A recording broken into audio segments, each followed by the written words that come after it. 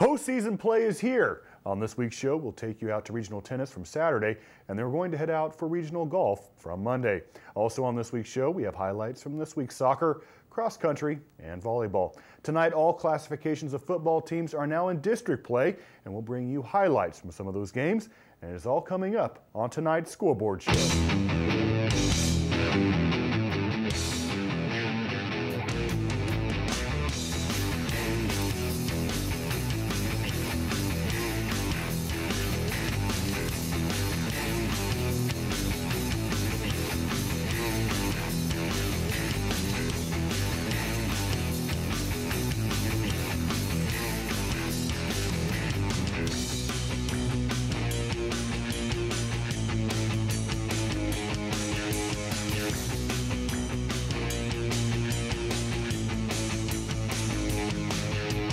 Presentation of Scoreboard Show. Smoky Hills Public Television is brought to you in part by an underwriting grant from Rural Telephone and Nextech, providing the region with telephone, internet, cable television, and wireless phone solutions. Rural Telephone and Nextech proudly support public broadcasting and all ventures dedicated to improving Kansas communities. Dove Chevrolet Buick Cadillac, providing sales, service, and genuine GM parts to the Golden Belt since 1957. Located at 4217 West 10th, right next to Brahms in Great Bend. Come see us. Welcome to the 7th week of the Scoreboard Show. I'm your host, Troy Waymaster. Tonight's football scores are rolling in, so let's take a first look at them.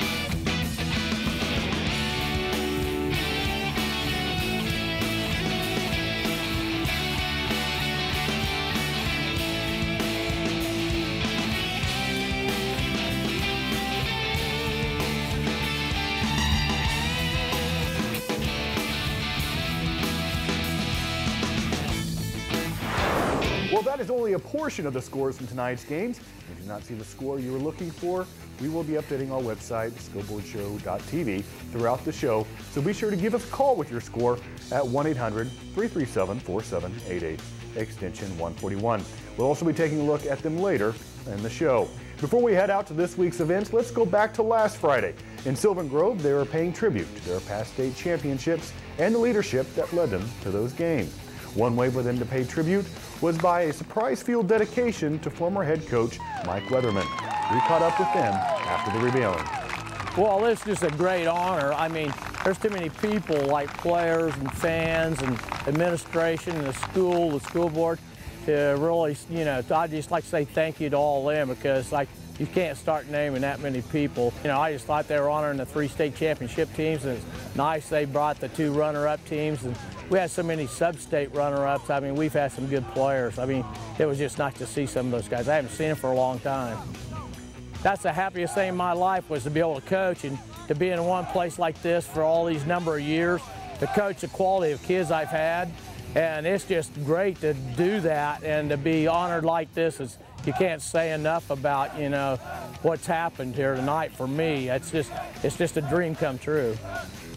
We here at the Scoreboard Show would like to congratulate him on his honor and all of his accomplishments.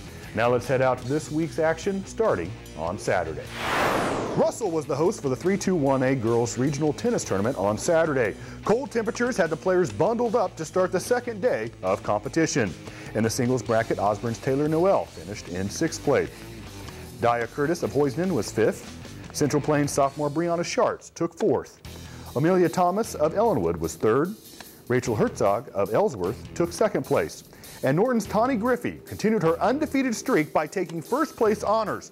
She now has a 31-0 record heading to state tournament. Now for doubles, 6th place went to Russell's Abby Dreher and Brooklyn Sidebottom. Brooke Boyington and Caitlin Vogel of Phillipsburg took 5th. Ellsworth's Julia Hood and Ashley Sipple were 4th. Central Plains number 2 doubles team of Aubrey Kemke and Carly Beck finished in 3rd place. Rachel Dahl and Danae Patton of Ellenwood took 2nd, and 3-time state qualifiers from Central Plains. Janae Heckley and Katie Hipp were the regional champions and take their 28-1 record to state. Team totals had the Lady Oilers from Central Plains taking 1st place. Defending 3-2-1A state champion Ellenwood took 2nd. Ellsworth was 3rd, Norton 4th, Hoisnen in 5th, followed by Phillipsburg, Osborne, Russell, Beloit, and Victoria. We'll have highlights from the 3-2-1A state tournament from Hutchinson on next week's Scoreboard show. In volleyball action this week, we head out to Scott City for their invitational tournament. One pool was played at the high school while the other took place at the elementary school. First coming out of the high school pool, it was Scott Community and Oakley, which eliminated Wheatland Grinnell and Norton Community.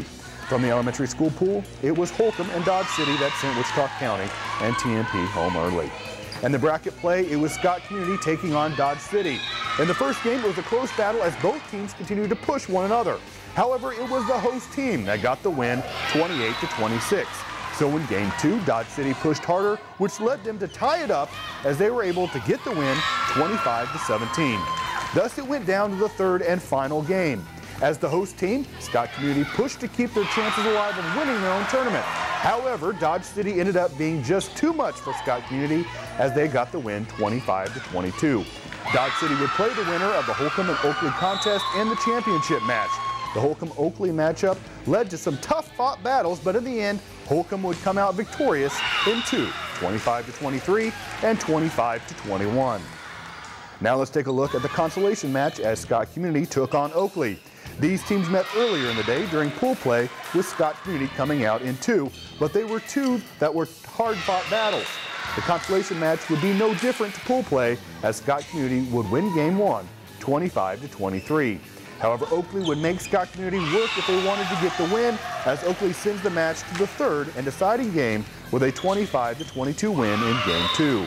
Game 3, though, would be pretty much the same story as Oakley gets the win 25-23 to take home 3rd place. Championship time, Holcomb taking on Dodge City. They met earlier in the day with Holcomb coming out on top in 3. They would pick up where they had left off earlier. In a tough-fought battle, Dodge City would take the game 1, 25-21. In the second game, Holcomb was fired up. They knew that they wanted to keep their chances alive, they would have to put up a larger fight.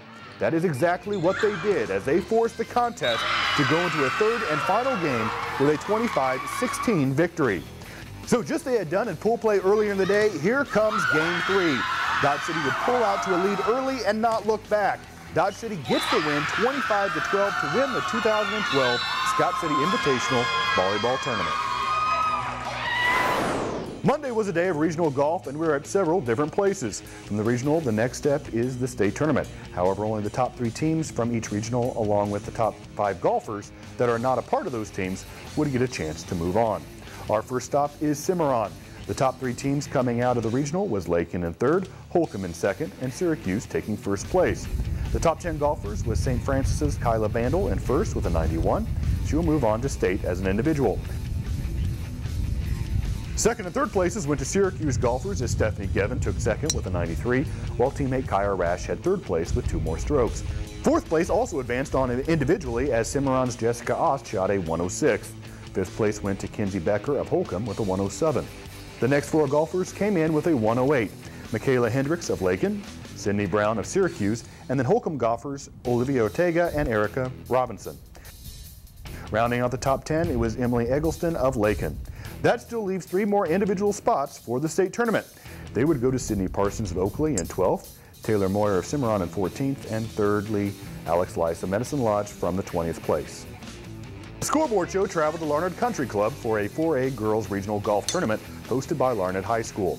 Cold temperatures greeted the golfers to start the early rounds, but didn't prevent some good shots on the course. Take a look at this chip shot by Larned's Brittany Skelton.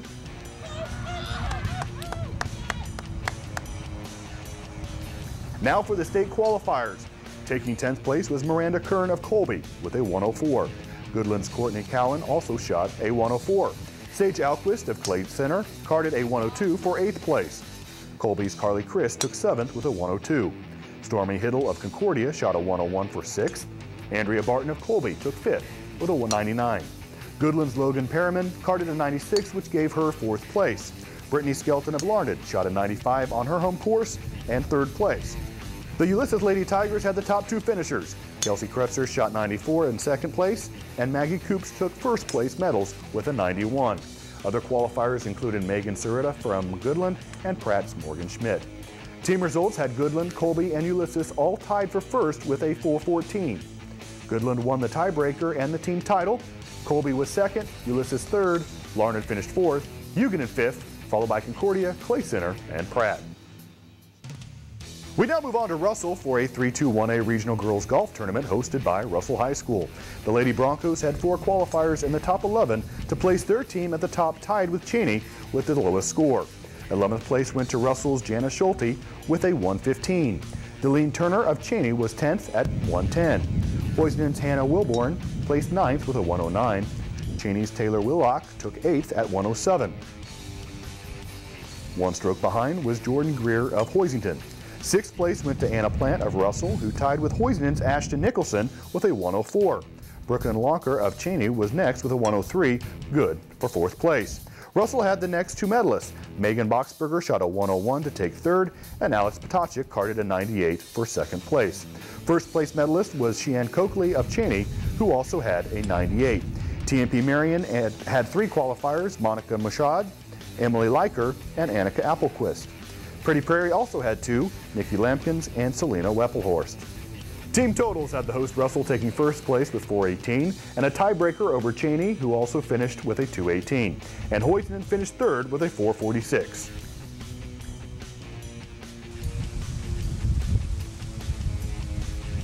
In a 6A regional golf stop in Dodge City, we saw the Mays team take 1st with a score of 352. Garden City took 2nd with only 4 more strokes, followed by Wichita Northwest in 3rd. The top 10 medalists went to Jessica Abbey of Wichita Northwest, who shot an even 100 for 10th place. 7th through 9th places went to Mays as Madison Shear shot a 95, Lauren Kopp with a 93, and Ashley Reiswig took 7th with also a 93. 6th place went to Megan Stewart, Garden City, who shot a 92 on the day. Also shooting a 92 is Lexi Clark of Wichita Northwest for 5th place. 4th went to Hurley with an 85. Abby Campbell of Garden City grabbed 3rd place with an 82. 1 stroke less, it was Taylon Entricken of Mays in 2nd, and 1st place went to Garden City's Abby Shaddix, who shot a 79 on the day. Those top 10 all qualified for state with their team, so we have to look down the list to find the other top 5 individual qualifiers. The first person we find is Alyssa Vasquez of Dodge City, who shot a 102. Then it was Wichita North Samantha Taylor with a 103. 1 stroke higher, it was Hutchison's Molly Profit. It was Profit's teammate advancing on with a 105 as Emily Wessel finished her rounds. The 5th individual golfer qualifying was another Dodge City golfer as Christina Clark finished her round at 106. That is it for regional golf this week. We will have highlights of state on next week's show. The wind was blowing and the crowds were cheering as the Garden City Buffaloes traveled to Hayes High for a good old-fashioned game of soccer. At first the teams seemed on par with each other, but soon it became clear that Hayes High was not joking around. And no one was more serious than Sean Herman. Here we go. Goal, Hayes High gets first blood. Garden City was determined to prove that the Indians' goal was just a fluke. And sure enough, the Buffalo defense became a fortress. But that doesn't mean that the Indians were just going to let the Buffs walk right in. The Hayes defense kept Garden's shots on goal to a minimum. And that's how the first half ended. If you left in the middle of this, then you probably believed that Hayes would ride their modest lead to a solid victory.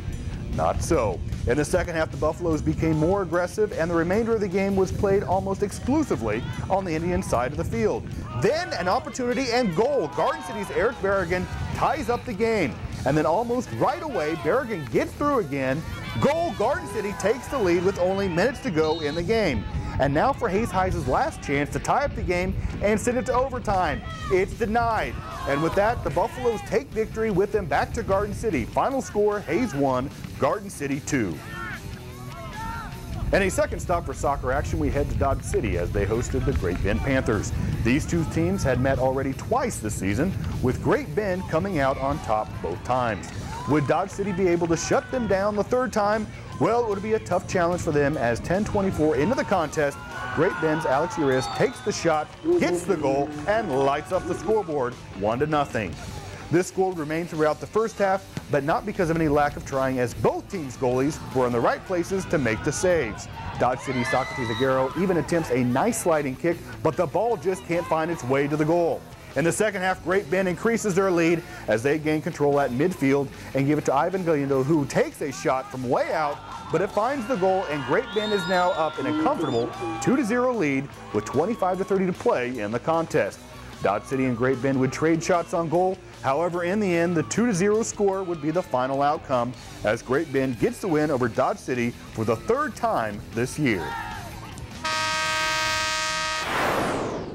Now it's time to travel to Downs for the Lakeside Cross Country Invitational. The day was warm and breezy as the girls started their race. First, it was Jenna Ferris from Lincoln with a blazing 15:47. Next up was Allison Stutterheim from Southeast of Saline with a 16:32. Then it was Alex Elmore of Sacred Heart and Sierra Griffith of Norton Community. Fifth place was taken by Lanessa Arend of Republic County, followed by Eileen Mick of Osborne and Brittany Harlow of Lincoln. In team scores, Norton Community took the gold. Sacred Heart put in a good show in second, and Southeast of Saline took third. Now for the boys. By the time this race started, the wind really picked up, but that didn't seem to stop these runners from completing their goal. First up was Corey Donnelly of Southeast of Saline with a time of 16:45. Behind him was Caden Colloway from Pike Valley with a time of 17:08. Third was taken by Alex Kahn of Beloit. Fourth place went to Wyatt Rowlitz of Phillipsburg. Republic County's Trenton Coleman took fifth, followed by Isaac Barnhart from Southeast of Saline and Mark Miller of Norton Community. In team scores, Pike Valley came in third, Republic County was second, and Southeast of Saline got the #1 spot. Our last stop for cross country for this week is in Kinsley, and we'll get started with the girls' race as over 60 runners entered the race.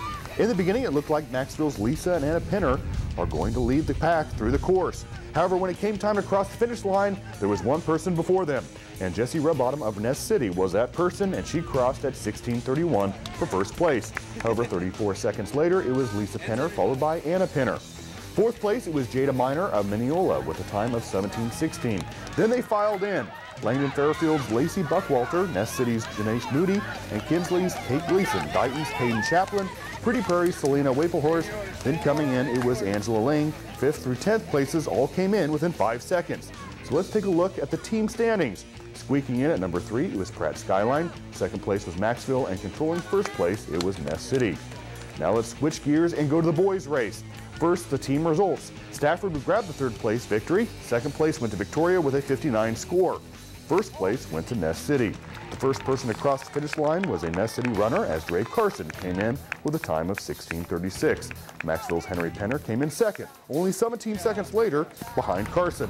Third place went to another Nest City runner as Wyatt Beckman crossed the finish line. Fourth place went to Hunter Denner of Caldwell, followed by Burton's Trey Lang. Gerblaine Wohler of Victoria followed them in, along with Stafford's Derek McClure. Eighth place went to Christian Schuler of Hodgman County with a time of 17:47. 3 seconds later is Roman Ibarra of Skyline crossing the 9th place. Rounding out the top 10, it was Ryan Dungan of Sunrise Christian.